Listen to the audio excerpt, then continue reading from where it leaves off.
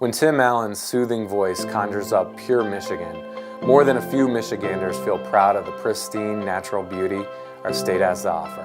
And rightly so. The Great Lakes State has a lot that is worth celebrating. But we also know that our state doesn't always live up to that pure Michigan promise.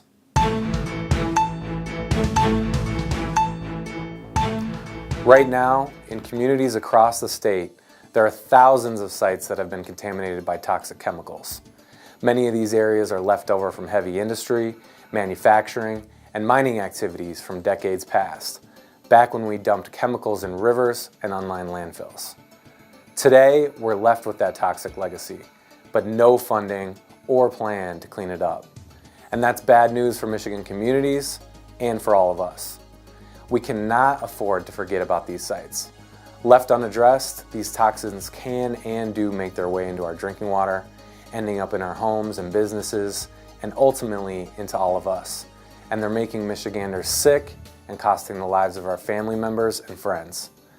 Look to the recent crises facing families in Rockford, Oscoda, and Grayling, where toxic chemicals known as PFAS have been discovered in homes, lakes, and rivers, even municipal water supplies.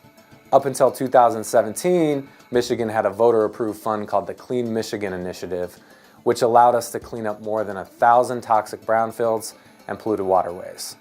Cities like Detroit, Kalamazoo, Marquette, Bay City, and others use the funding to revitalize neighborhoods by cleaning up contaminated land and water.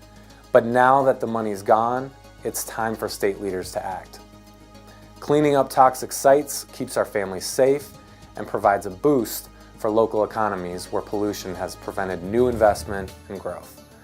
We need to identify a new funding source and plan as soon as possible, because waiting even a year would be a devastating blow for public health in our communities. Join us in urging your state leaders to come up with a sustainable plan to clean up these dangerous and toxic contaminated sites.